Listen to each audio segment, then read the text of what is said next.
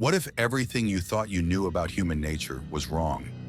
What if the difference between good and evil wasn't about who you are, but simply about where you are? In 1971, a groundbreaking experiment tore down the walls of psychology, exposing a terrifying truth: that ordinary people, given just a little power, can transform into monsters. Get ready, because the story of the Stanford Prison Experiment will make you question everything you thought you knew about yourself. In the summer of 1971, a quiet basement at Stanford University was transformed into a mock prison. It was supposed to be a 2-week study on the psychology of incarceration. But within days, the line between experiment and reality didn't just blur, it vanished, revealing a terrifying truth about the darkness within us all. The experiment was led by psychologist Philip Zimbardo. He recruited 24 healthy, middle-class male college students with no criminal record or psychological issues. They were randomly assigned to 2 groups, the guards and the prisoners. At the start, they were all just students playing a part.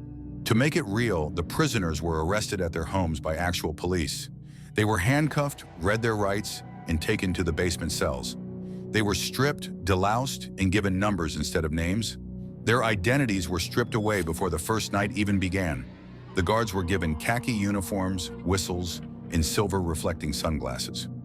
Zimbardo told them they couldn't physically hit the prisoners, but they could create a sense of powerlessness. With their eyes hidden behind mirrors, the guards began to see the prisoners not as peers, but as subjects. On the second day, a rebellion broke out. The prisoners barricaded themselves in their cells with their beds and taunted the guards. It was a test of authority. The guards responded not with logic, but with psychological warfare, using fire extinguishers to force the prisoners away from the doors. After the revolt, the guards became increasingly sadistic. They forced prisoners to clean toilets with their bare hands, subjected them to hours of push-ups, and stripped them naked as punishment. The most disturbing part? None of the guards questioned these orders. They were lost in the role. Less than 36 hours in, the first prisoner suffered a total emotional breakdown. He began screaming, crying, and acting out in uncontrollable fits of rage. He had to be released. He was the first sign that the human mind was breaking under the weight of the simulation.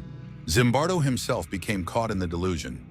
Acting as the prison superintendent, he became more concerned with the security of his mock jail than the well-being of the students.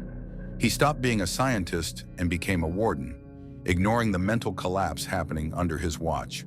The experiment was scheduled for 14 days, but it didn't make it to a week.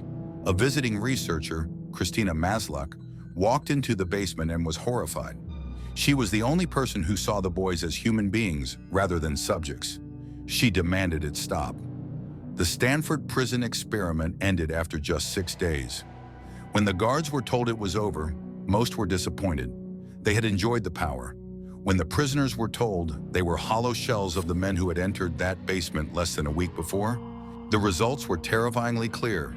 Under the right conditions, good people will do evil things. Ordinary students became monsters simply because they were given a badge and told they were in charge. It proved that our environment often dictates our morality. The experiment changed psychology forever, but it left a dark stain on its history. It serves as a permanent warning. The line between a hero and a villain is thinner than we think.